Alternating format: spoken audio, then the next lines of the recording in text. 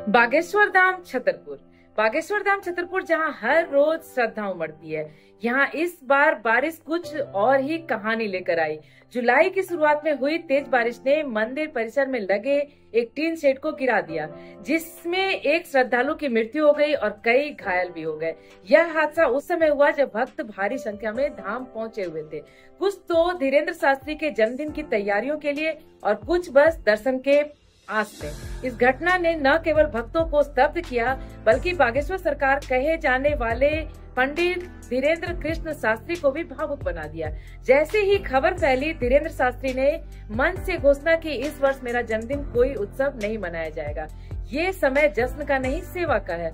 उन्होंने न केवल अपना जन्मदिन जो कि 4 जुलाई को आने वाली थी का सार्वजनिक समारोह रद्द किया, बल्कि आने वाले 2 दिनों के सभी सांस्कृतिक कार्यक्रम भी स्थगित कर दिए। उन्होंने साफ शब्दों में कहा कि दुख की इस घड़ी में किसी भी प्रकार की सजावट या शोरगुल श्रद्धा का अपमान हो, लेकिन यह रुकावट श्रद्धा के प्रवाह को नहीं रोक सकी। इस बीच बागेश्वर धाम और प्रशासन ने कमान संभाल ली।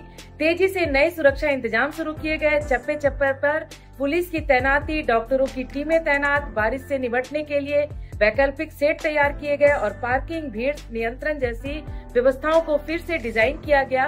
प्रशासन ने ये सुनिश्चित किया कि आने वाले कार्यक्रम विशेष रूप से गुरु पूर्णिमा जुलाई को आ रही है, शांति और सुव्यवस्था के साथ संपन्न होगी।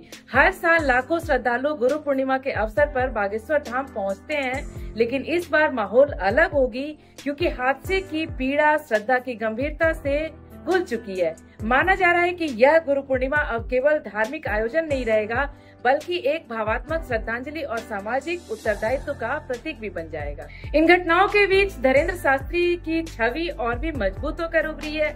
उन्होंने न केवल भक्तों के लिए दुख साझा किया, बल्कि यह भी जताया कि वो एक सच्चे गुरु हैं, जो केवल मंच पर ही नहीं, संकट की घड़ी में भी अपने अनुयायियों के साथ खड़े रहते हैं। जब उन्होंने यह कहा, इस जन्मदिन पर मैं कोई उपहार नहीं चाहता, बस आप सबकी सलामती ही मेरा आशीर्वाद है, तो लाखों लोगों की आंखें नम हो गई।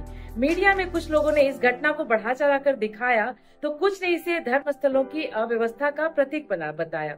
लेकिन धाम से निकली सादगी और त्याग की यह कहानी लाखों लोगों के दिलों में उतर चुकी थी।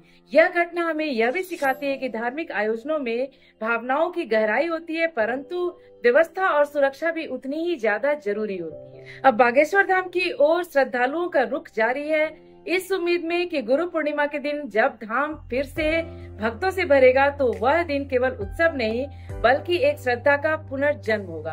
पंडित धीरेन्द्र शास्त्री इस पूरी यात्रा के केंद्र में हैं, एक ऐसे गुरु जो केवल चमत्कार नहीं, बल्कि संवेदनशीलता से भक्तों को जोड़ते हैं।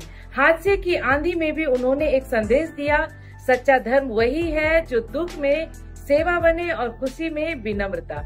यही कारण है कि बागेश्वर धाम आज सिर्फ एक धार्मिक स्थल नहीं, बल्कि एक आध्यात्मिक आंदोलन बन चुकी है, जहां हर आंसू की कद्र है और हर श्रद्धा को मंच मिलती है।